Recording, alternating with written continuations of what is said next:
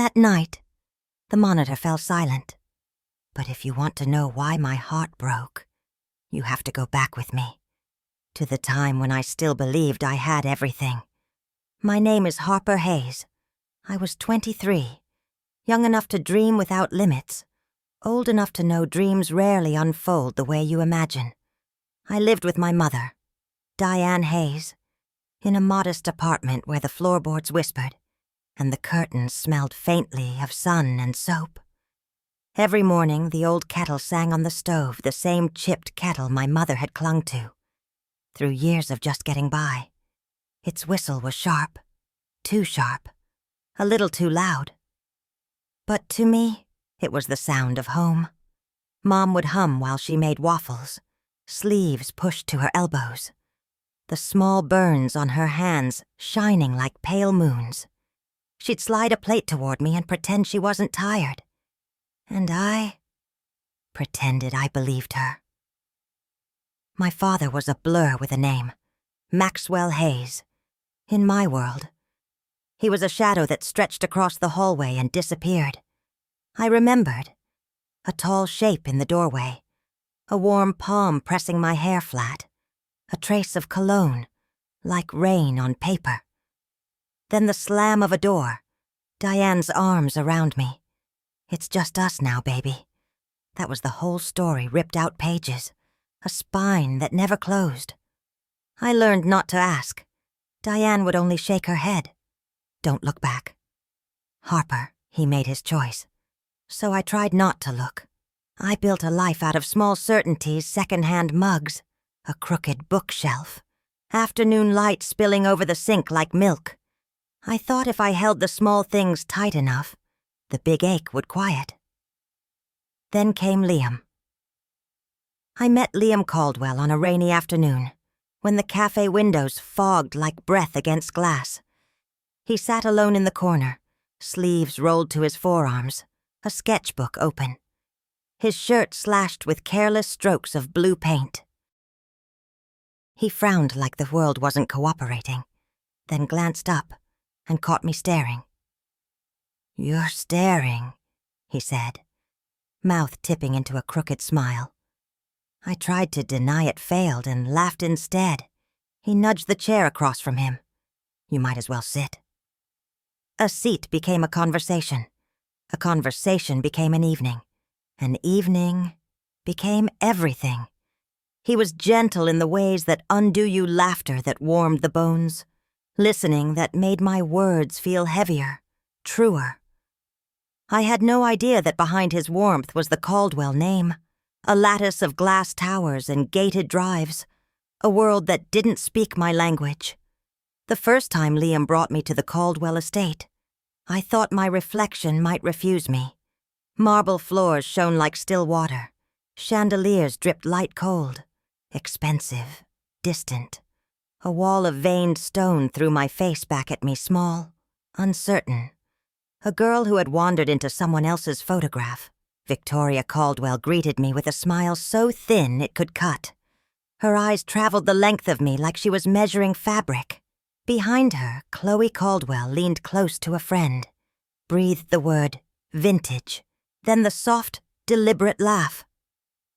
I swallowed the sting, pretended I didn't hear. Pretending is a language I speak fluently. Dinner was an exam dressed like hospitality. The table ran too long. The silverware was a riddle. The napkins folded into swans that watched me. Richard Caldwell asked questions in a voice that never rose. "Where did you study, Harper? What does your mother do?" Every syllable was a velvet weight.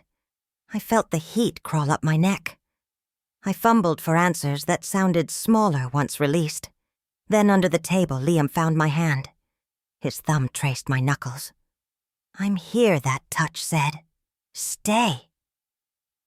So I did. Weeks slid forward, gentle as rain on a bus window. Then the test in my hand bloomed with two thin, undeniable lines. The room tilted, steadied all at once. I called his name, Liam, and he ran in with hair askew and eyes wide. Joy broke over his face like dawn. He lifted me the kitchen spun. We were laughing and crying, promising things neither of us could see yet. "We're going to be parents," he whispered, breath warm against my neck. I believed him. I believed us. We began to live in the future. I taped a list to the refrigerator bottles. Blankets, diapers, a crib. Each word a seed, each line a rung on the ladder we would climb together. Diane stood in the doorway and read the list in silence, the corner of her mouth turning with something that wasn't quite a smile, wasn't quite a warning. I chose the smile. But even joy has seams, sometimes at night. Liam pressed his palm to his chest and went quiet, like he was listening for something only he could hear. "Are you okay?" I'd ask. "Just tired," he'd say, soft. Easy the way you smooth a quilt over a bruise. I would lay my ear against him and listen. The beat was quick, then quicker, then skipping like a record catching on a scratch. Fear moved into my ribs and unpacked a small suitcase. He kissed my forehead. "Don't worry." I tried not to and failed. Diane noticed. She watched him as he tied his shoes, watched me as I washed the mugs. Her lips pressed into a careful line. She didn't speak. She didn't have to. Worry has a scent. And it hung in the kitchen with the steam. Still, I clung to the light, to Liam's laugh, to the way his hand sought mine when a room turned unfriendly. I told myself love could soften marble, could warm chandeliers, could make a long table feel less like a distance we had to cross. I believed every story I needed to. The symbols of our life kept circling back. The old kettle whistled us awake. The mirror in the Caldwell foyer insisted on showing me the truth a girl out of place, and I learned to tilt my chin and pass it without looking. The list on the fridge grew smudged with fingerprints, hope worn shiny from touching. Some evenings ended with Liam's head on my lap, my fingers combing through his hair while the city flickered outside. Some ended with him rubbing his chest, saying, "It's nothing, Harper. It's just a long day." I tried to trust the easy answer, but under the answers, I could hear the beat. Too fast, too uneven, like a bird in a chimney trying to find the sky. I told myself storms announce themselves. I told myself there would be a sign a crack, a change in the air. The truth is, storms love silence. They build in the spaces you decide not to examine. They wait. On a quiet Friday, the kettle found its note and held it sharp and familiar. I added another line to the fridge, tiny socks, and imagined small feet chasing sunlight across our floor. Liam stood in the doorway, smiling at me the way he did in the cafe the first day. Paint on his shirt, rain on the glass, everything possible. He crossed the room, and I rose to meet him. My palm settled against his chest, the way it had become a habit. I listened. The beat ran ahead of itself, stumbled, gathered, ran again. I looked up. He smiled like he'd learned how to carry my fear, like he could shoulder it for both of us. I wanted to believe that too. I pressed my cheek to the soft cotton of his shirt, breathed him in. Cinnamon from breakfast, soap, the faint ghost of the blue paint he never quite washed out. I closed my eyes and told myself we were fine. We had to be. Outside, the evening lowered itself over the city. Inside, the kettle quieted. The fridge hummed. The list trembled when the air vent kicked on. I traced the word crib with my fingertip, as if it were a spell, as if wanting could be a wall against whatever waited. I didn't know then that the storm had already stepped into the room. I didn't hear its feet on the tile.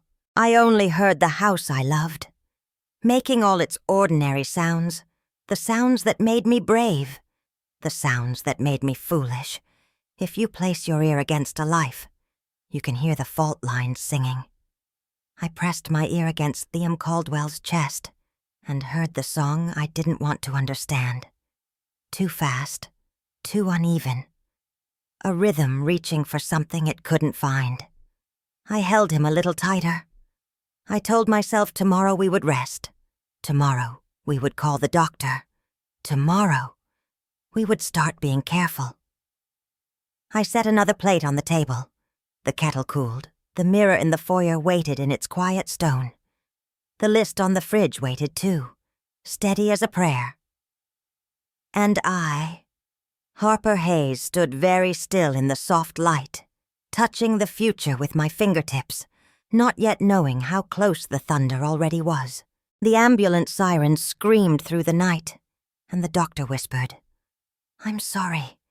We did everything we could." That is the sound I carry in my bones. The siren, the whisper, the sudden hush that follows sorrow like a shadow. The hallway was too white, too bright. Plastic chairs bit into the backs of my knees. I sat with my arms around my belly, holding more than myself, and tried to breathe through the smell of antiseptic and old coffee. A vending machine droned. Somewhere a mop bucket rolled past and left a thin river shining under the lights. I stared at the double doors as if I could hold them open with my eyes. They had rushed Liam Caldwell away on a gurney. A hand brushed my shoulder, a nurse with kind eyes, and I nodded, even though I hadn't understood a word.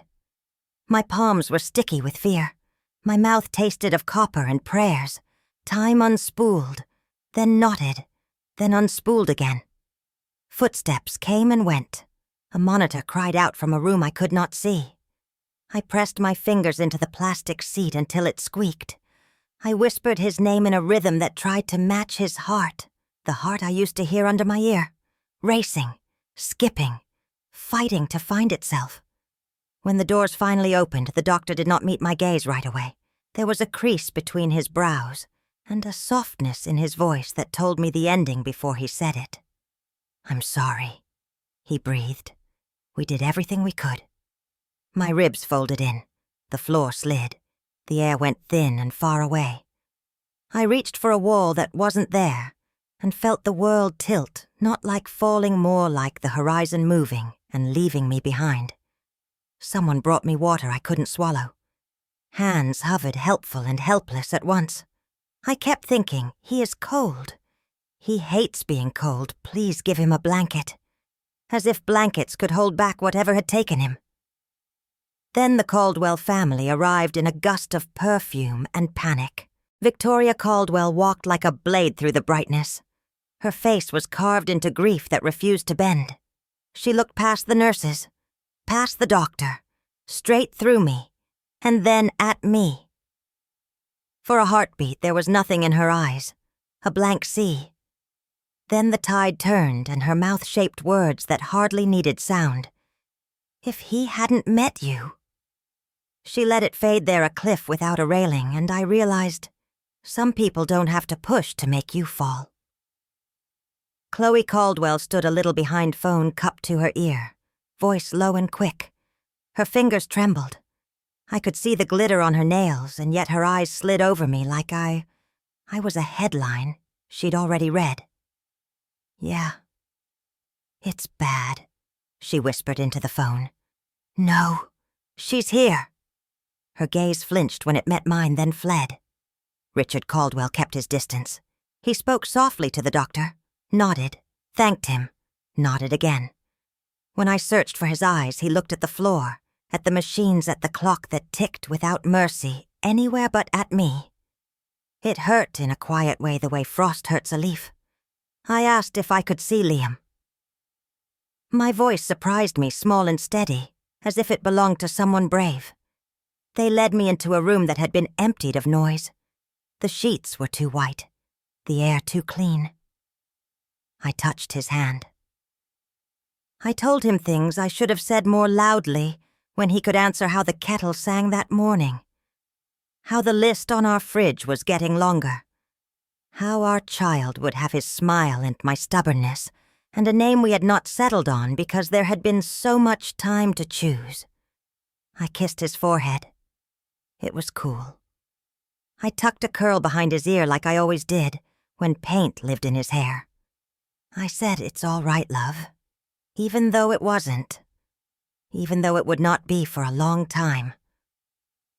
The world kept moving. Papers needed signing. A nurse pressed tissues into my hand, and I didn't know what to do with all that softness. Victoria stood in the doorway, her arms folded like armor, her grief turned outward and sharpened. Chloe stared at a point above my head. Richard cleared his throat and spoke to no one in particular, about arrangements, about calling the home, about details that sounded like stones dropping into a well. We left the hospital under a sky that felt too open. The air smelled like rain, even though it did not fall. I expected the ground to mark the place where my life had broken, to crack, to cry out, to do anything but hold me up as if I were the same girl who had walked in. The days that followed slid together like pages stuck with tears. People came with flowers and food and words that tried to be gentle. They said time, they said strength. They said at least. And every at least felt like a door closing on the life I wanted to keep. I stood where I was told to stand. I signed where they placed the pen. I wore black that didn't fit, and shoes that pinched. At the service, the sanctuary smelled of beeswax and damp coats. Voices rose and fell, a tide of sympathy that couldn't find the shore. When I sat, I felt eyes on the back of my neck. Eyes that slid to my belly and away again. Eyes that measured and weighed and found a verdict they wouldn't say out loud. Whispers moved like threads behind me. If he hadn't rushed to marry, if the stress hadn't gotten to him, if she hadn't... I breathed slow to keep from splintering. I threaded my fingers together over the small rise of my stomach and tried to hold the three of us, me, the child, the memory of him, in a shape that wouldn't collapse. After the last hymn, after the final handshake that lingered too long, I stepped outside, and the cold climbed into my sleeves. Victoria stood near the steps, perfect in sorrow, a statue that had learned how to breathe. She did not look at me when she spoke. "Cars are waiting," she said. Then softer the sharpness sheathed, but not gone. "Family first." I tasted iron. I said nothing. I followed the others, a shadow among shadows, and watched my reflection in the limousine window, warp and lengthen with every streetlight we passed. At the cemetery, the wind pressed against my dress and made a sound like paper tearing. Chloe held her phone low, thumb moving, then still. Richard kept thanking people who did not need thanks. Victoria stood at the front, chin high, a queen with a kingdom that had lost its prince and found a target. When the earth took him back gently, as if the soil knew how to cradle, I felt the smallest flutter beneath my ribs. A reminder, a heartbeat inside a body trying to remember how to breathe. I leaned into that flicker. I told myself, hold on. Hold on. I am still here. You are still here. We are not just grief and black cloth and final words. When the crowd thinned and the flowers began to look like a language I could not read, I turned toward the Caldwell family for the comfort I kept imagining. People say marriage makes you belong. People say grief makes people cunt. I was wrong.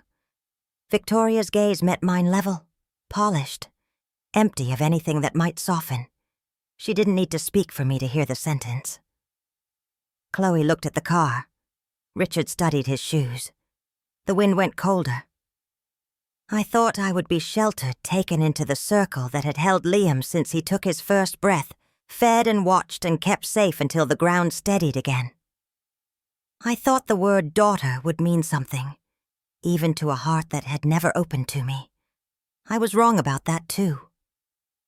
We drove back to the Caldwell estate in a hush that bruised. The gates opened on their slow hinges. Marble waited. Light bled from the windows like a promise I could almost touch. I stepped across the threshold with my hands around my belly and my hope tucked under my tongue, and learned in the space between heartbeat and breath that the nightmare had only just begun. The room where I once slept beside my husband turned into a cage, and I was nothing more than a guest who had overstayed. That's how it began. The walls of the Caldwell mansion pressed closer each day, not with love or safety, but with silence sharp enough to bruise. I stayed because I carried his child, because I told myself this was still family, because hope dies slower than the heart. Victoria was the first to remind me who I was now. Not a wife, not a daughter-in-law, not even a widow worth pity. Just a burden, with a growing belly as proof. She handed me lists of chores written in her perfect script. Polish the silver, scrub the marble floors, tend the roses that bit my palms with thorns. And every time I passed Liam's door, the room that had once smelled of paint and coffee and skin warmed by sun, I found it locked. She carried the key on a chain at her neck. Her eyes dared me to ask. I never did. I couldn't bear to hear her say no. Not when my heart still pressed itself against the wood, begging for a memory. Chloe had her own way of twisting the knife. Her phone was always in her hand, tilted just enough for me to know I was the subject. One morning I caught her reflection in the glass as she snapped a picture of me bent over the sink, belly heavy against the counter. By evening, her laugh echoed from the terrace as she read comments aloud. Poor vintage girl, thinking she belongs here? Her friends' voices chimed back through the speaker, sharp as broken glass. I swallowed every word until my throat ached raw. Richard was different. He moved like a ghost through the house. A shadow in the hallway, the click of polished shoes, the faint smell of cologne. He never raised his voice. He never touched my arm. He never said my name. But silence can be louder than cruelty, and his silence told me everything. He would not fight for me. Not against his wife. Not against his daughter. Not for the girl who had taken his son into a life too brief. Meals became another kind of punishment. The dining hall was set for four, and always without me. I learned to eat in the back kitchen by the hum of the old refrigerator, on a stool that wobbled. Sometimes it was soup scraped from the edge of the pot, sometimes bread that had gone hard. I'd press my hand to my stomach and whisper apologies between bites, promising the baby better days than these. The silence answered back like an oath I wasn't sure I could keep. At night I curled on the narrow bed in the guest wing, a bed too cold, too stiff, too far from where Liam once held me. I unfolded the crumpled list I had made with him, the stroller, circled the crib, underlined the names scratched in the margins. I traced the ink with trembling fingers. I whispered the names out loud as if he might hear, as if he might choose one with me still. The rain came one evening. Hard, steady, against the tall windows. I sat with my back to the wall counting the drips that slipped past a crack in the frame when a shadow fell across the door. Victoria's voice cut through the storm. Her words landed like stones, dropped one by one. My son is gone, she said. You are no reason to be here anymore. She didn't shout. She didn't weep. She didn't even step into the room.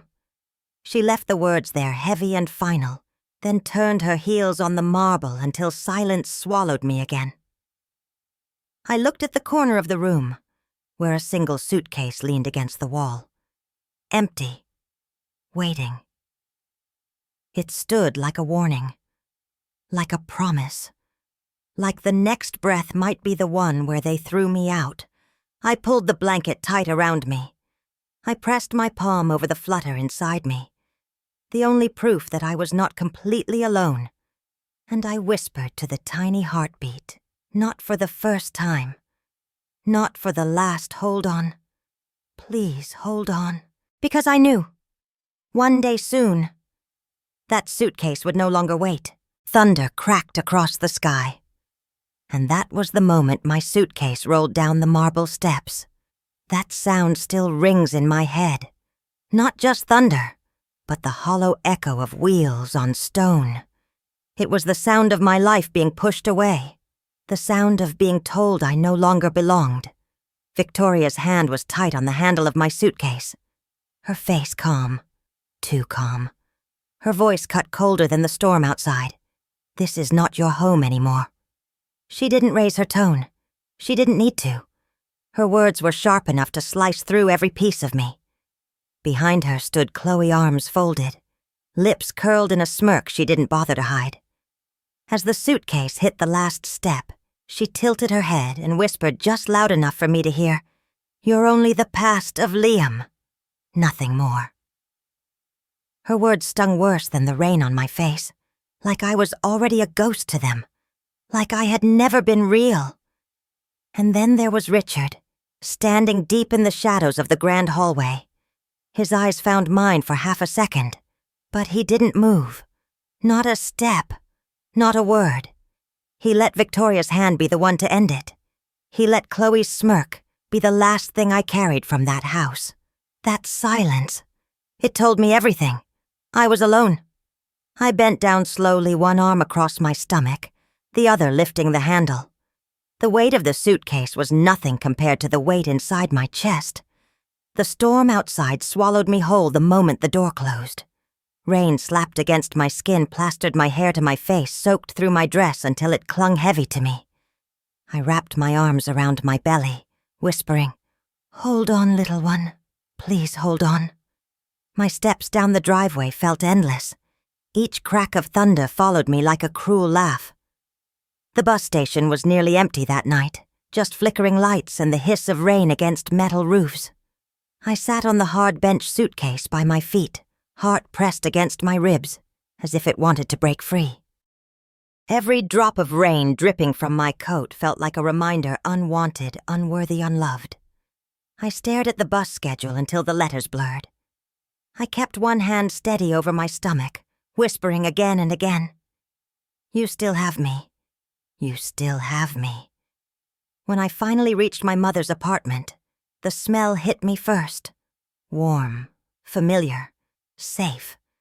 The faint sweetness of cinnamon and boiled rice, the scent of a home that had never judged me. The door opened, and there she was, Diane. Her face etched with years of struggle, her hands cracked and rough from work. But her eyes melted every wall I had built. She didn't ask why I was standing there, drenched, shivering suitcase in hand. She just reached for me. Her arms pulled me in, and for the first time in weeks, I didn't feel like I was falling. She set me down on the old couch. The fabric smelled like the past worn, but familiar. Then she moved to the tiny stove, lighting the flame with a practiced hand. She stirred slowly, the sound of the spoon against the pot, filling the silence like a lullaby. When she carried the bowl back, the steam fogged her tired glasses. She blew gently, scooped a spoonful, and held it to my lips, as if I were a child again. Warm rice porridge slipped down my throat, chasing away the cold. I wanted to cry, not from sadness, but from the ache of being cared for when I thought I had lost everything. Her hands cracked worn, the skin split from too many winters, pressed against my forehead. "You still have me," she whispered. "Don't forget that, Harper. You still have your mother." And in that moment, through the thunder still echoing in my ears, through the bruises carved by cruel words, through the emptiness Liam had left behind, I remembered something I thought I had lost. I wasn't completely alone. I still had a place to belong. And though the world had closed its doors on me, one door had never locked. My mother's, that night wrapped in an old quilt that smelled faintly of soap and smoke. I pressed my palm to my stomach.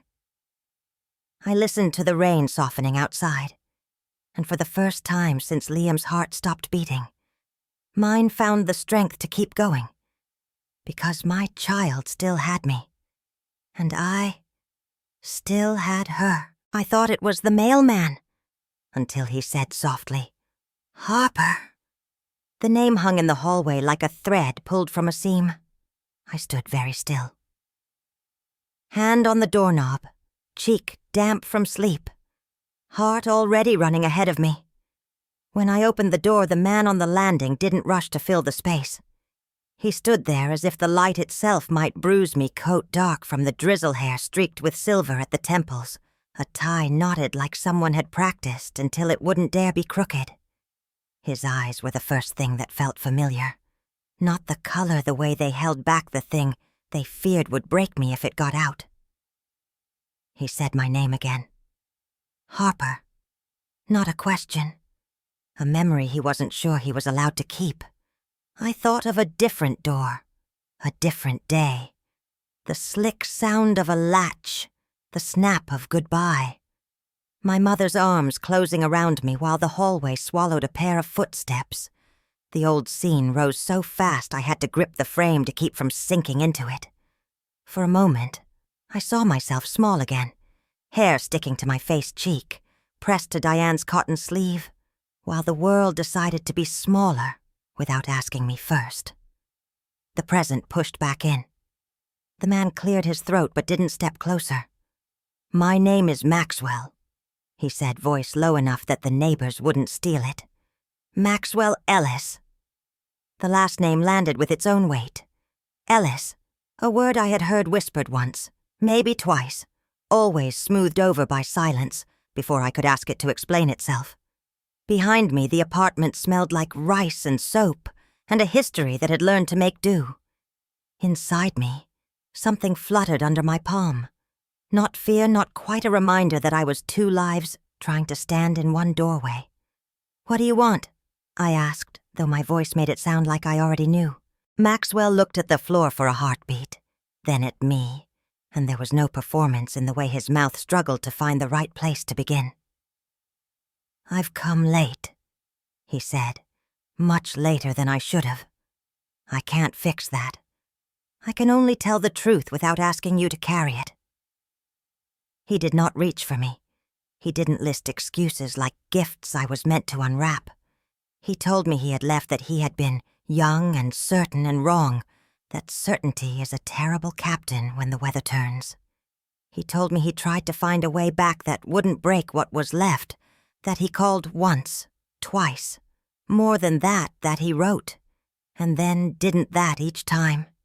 He reached out, he believed he was choosing not to hurt me again. The floorboard behind me sighed, and my mother appeared in the narrow hall apron, still on hair pulled back like she had wrestled with the day and won. Her eyes went to Maxwell the way you aim a door before you close it. "Not now," she said, quiet and firm. "She's been through enough." He bowed his head a little as if the word enough were a law he respected. "I won't stay if she asks me to go," he said, "but I won't lie either. I tried, Diane. I did. I just didn't try the way she deserved. Anger found me by the collarbone and climbed. It wasn't loud. It was heavy, full of questions that had lived so long without answers they'd taught themselves to sleep. I turned to my mother and heard my own voice before I could soften it. "Why didn't you tell me?" I asked. "Why didn't you let me decide what to do with him?" Diane's mouth pressed into a line that knew how much words can take away. "I wanted the hurt to stop somewhere," she said. "I wanted it to stop with me.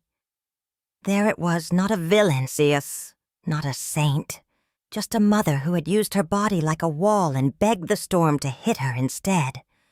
The knowledge didn't make the years come back.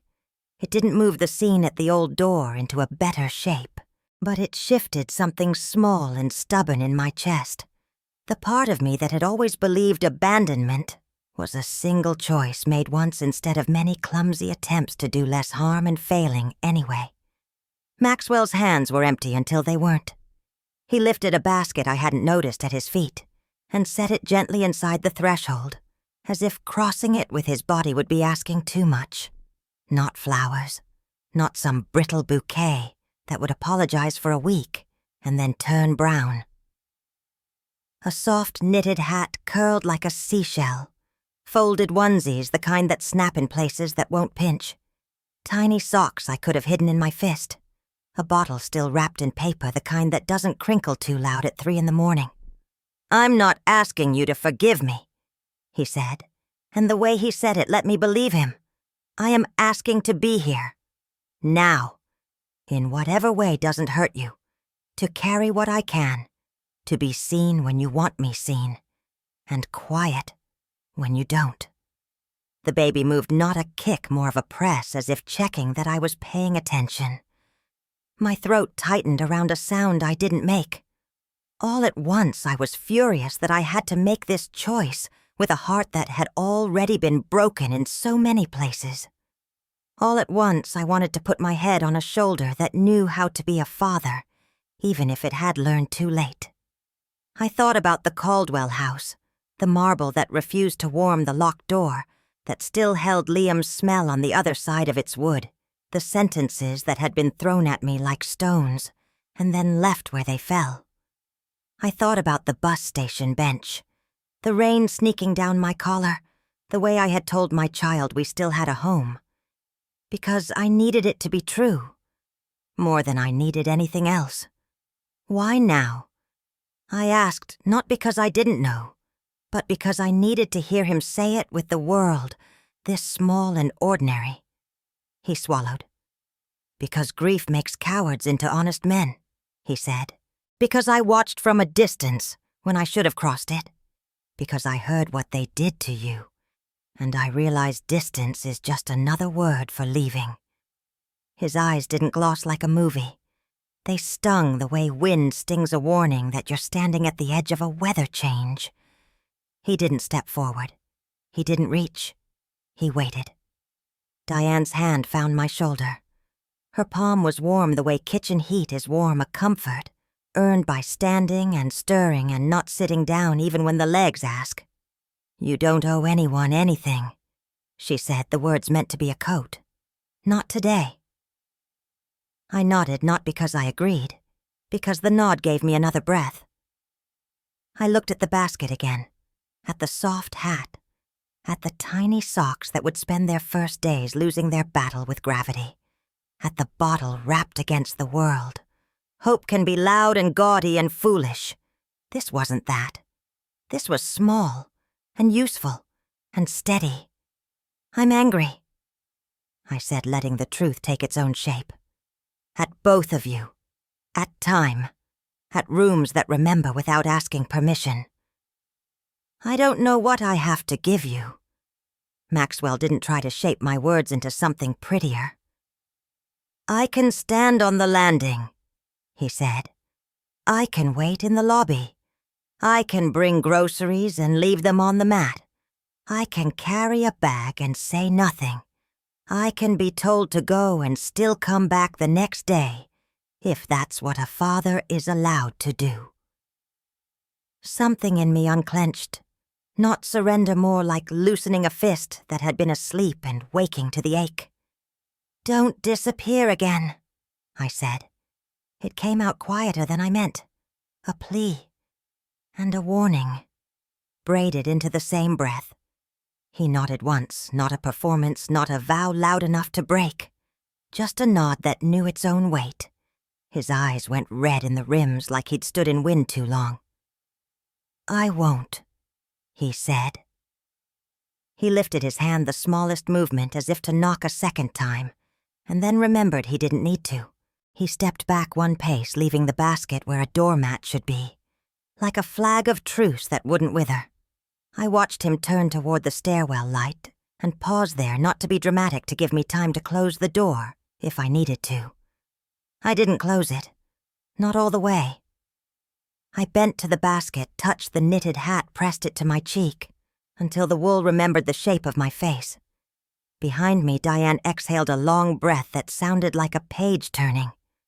"Okay," I said to the room, to the child, to the man who had learned how to ask without taking. "Okay, you can try." I didn't promise more than that. I didn't forgive what wasn't ready to be forgiven. I let the door rest against the frame without the latch catching, and held the smallest, newest hope at the threshold of my life, where leaving had once taught me to be afraid of beginnings. On the television, the letters scrolled in red across the screen, Caldwell Properties delays multiple projects. I held my breath. For a moment, I wasn't even sure I was breathing at all. The news anchor's voice was calm. Too calm. Like she was trying to soothe a fire while pouring gasoline at the same time. Behind her shoulder, the footage rolled. Crowds pressing against glass doors. Placards shaking in furious hands. People shouting, demanding their money back, demanding answers. The polished marble of the Caldwell headquarters looked suddenly fragile, like it was only pretending to be stone. I sat on the edge of my mother's couch, knees pulled and fingers locked together so tightly, the knuckles ached. It was strange to see the empire that had cast me out now flicker on a screen like a crumbling tower in a movie. Stranger still that I felt no joy. Only something that hummed in my bones. Fear, maybe. Or the sharp echo of knowing storms don't stop at the edge of anyone's roof. A few days later, I passed one of their showrooms. The wide glass windows that usually glittered with models of high-rise towers were covered in paper. White sheets taped hastily, as if the shame itself had to be hidden. Across the door, a crooked notice in bold letters. Construction suspended. And further down the street, a banner peeling in the wind. For lease. It was like the city itself had begun erasing the Caldwell name letter by letter, sign by sign. Neighbors whispered when we crossed paths in the stairwell. They say the banks pulled the credit line, one woman told another. They must have borrowed too much too fast. Their voices carried just enough to reach me like gossip was another way to survive disaster. And I stood there listening, the words clinging to my skin like damp air. Banks, loans, collapse. Words that sounded more final than any courtroom judgment. Then came the press conference. I watched it on the old TV that still hummed at the edges of the picture. Victoria stood at the podium, hair neat, suit pressed.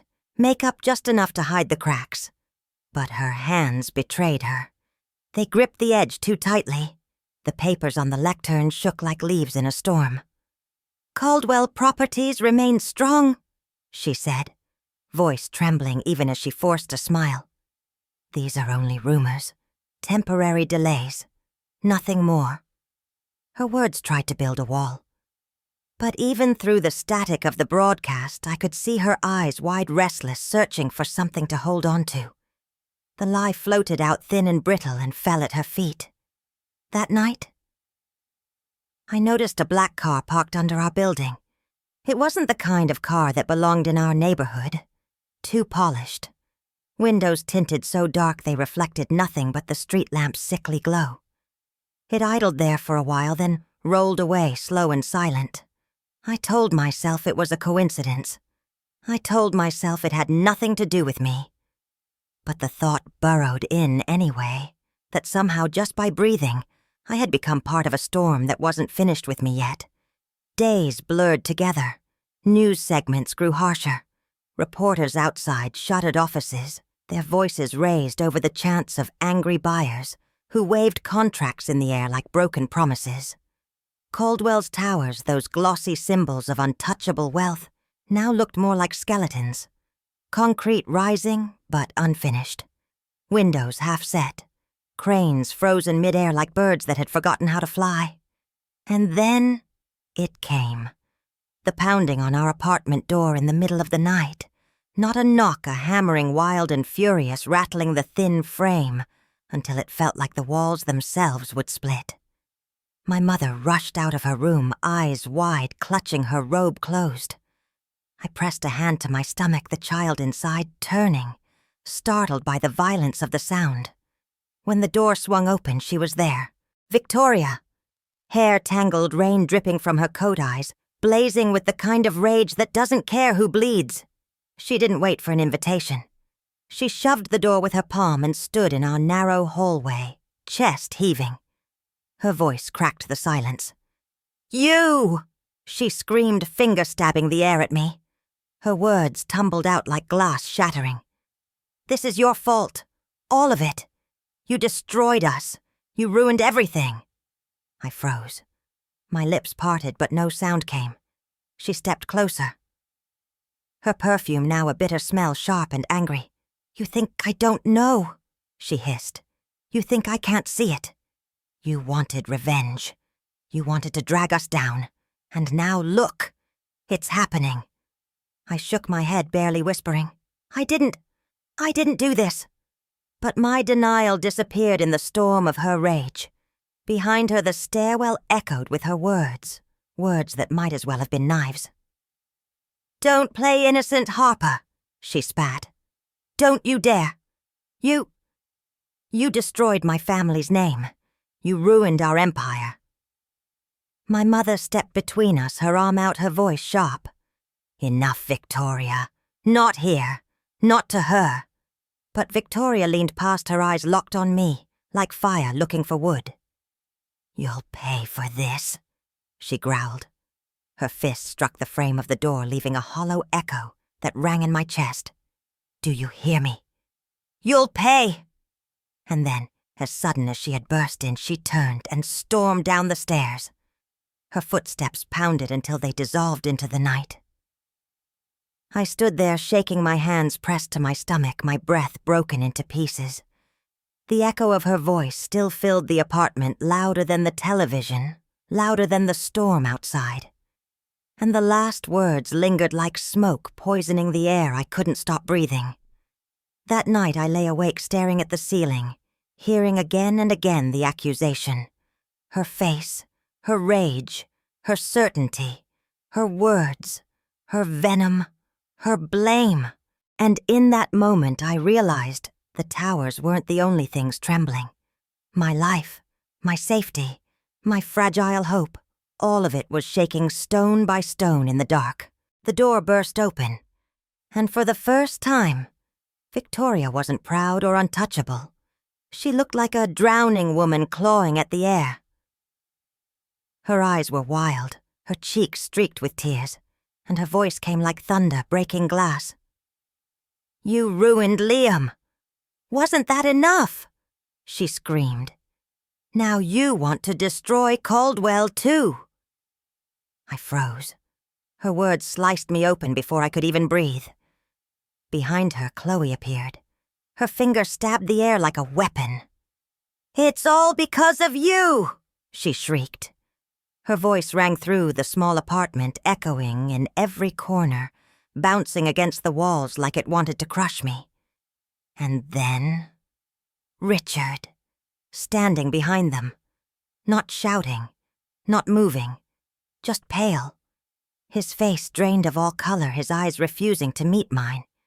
And somehow, that silence hurt worse than all the screaming.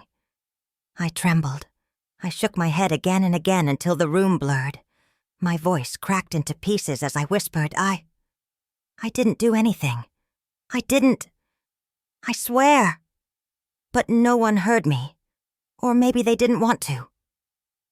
Victoria stepped closer, her rage burning hotter with every breath. "You destroyed my brother, and now you've destroyed my family's name. You'll pay for this. Do you hear me?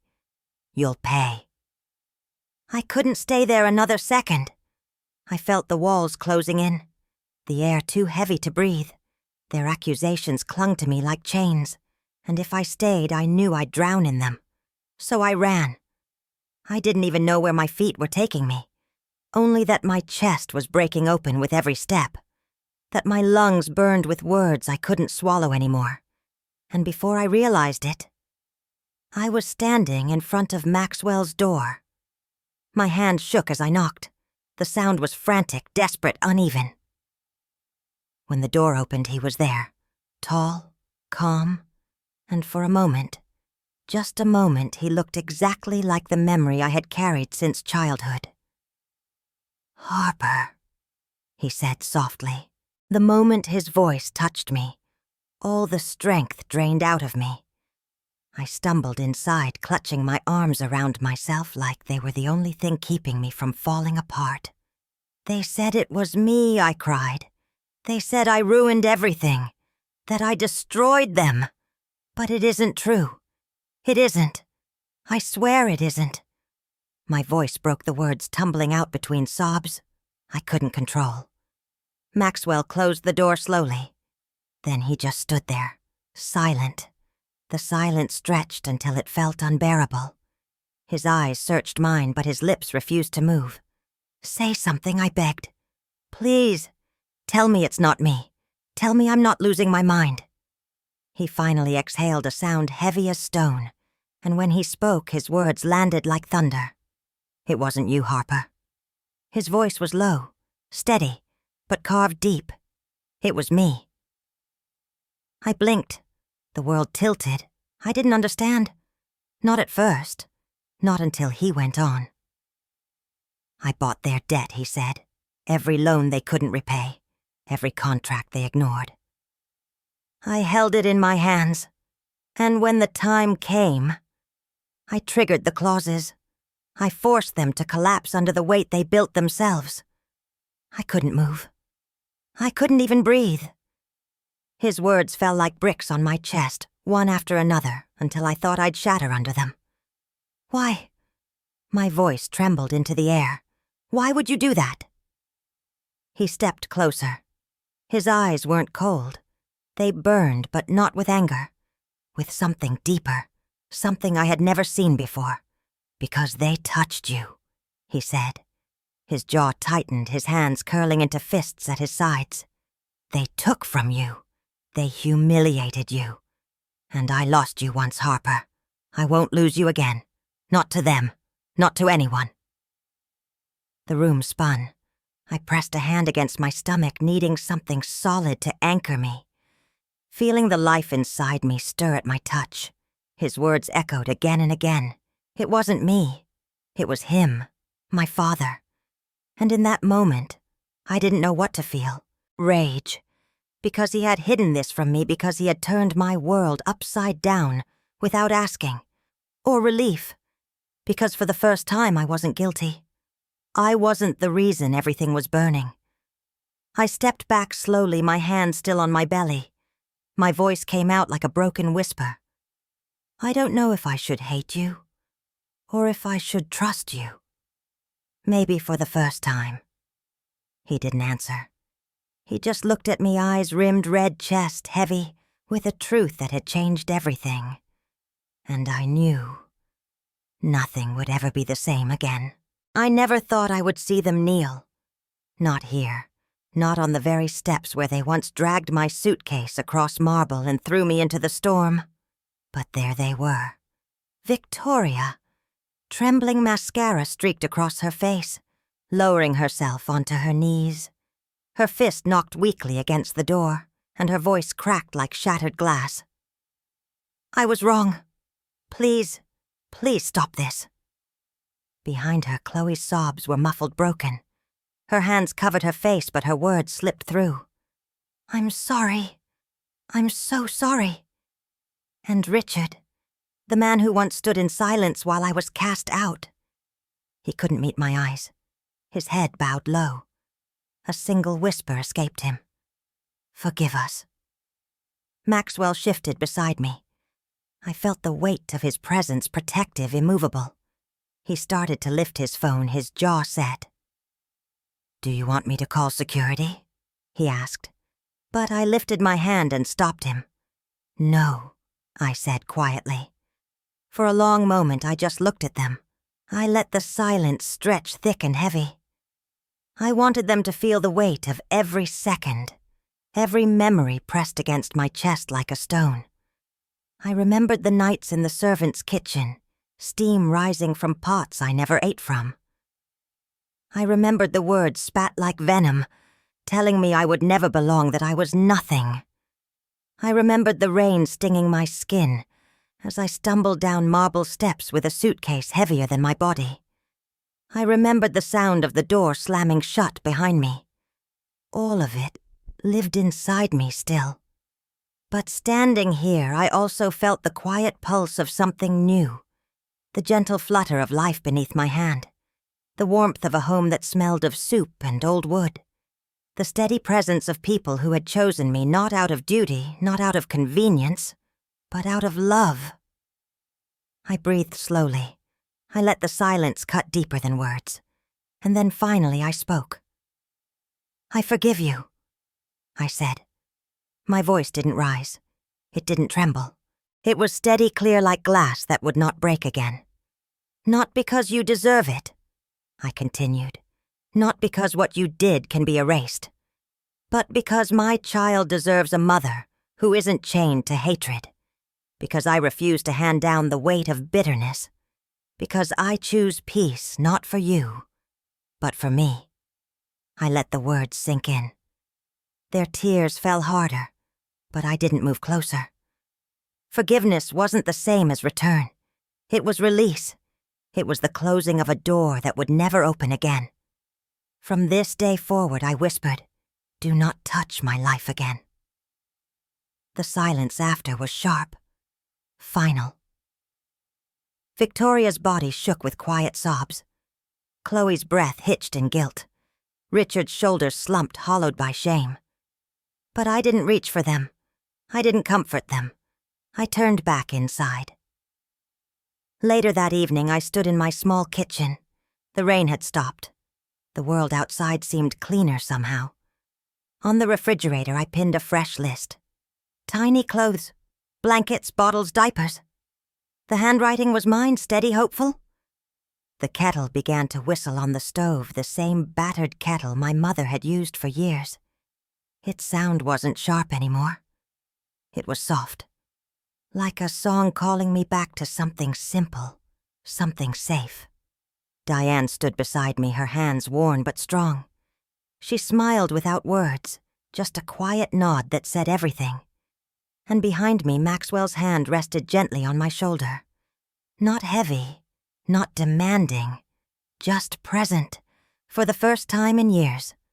I felt surrounded by family. Not the grand marble halls I had once been thrown from, but a family built on truth, on survival, on love that had no conditions. I exhaled, and in that exhale, I let the past leave me. The storms, the slamming doors, the cruel laughter, all of it drifted away. I had no room for it anymore. My arms were meant for something else now, for holding new life, for building a future untouched by poison. I whispered into the stillness, not to them, not even to myself, but to the tiny heartbeat I carried. I lost my husband, but I found my father again, and I forgive not for their sake, but to free myself, to keep your world clean of hatred, to keep your heart at peace. The kettle sang. The list on the fridge fluttered in the faint breeze. And I knew the circle of vengeance had ended. I had chosen something stronger, something gentler, something that finally felt like home.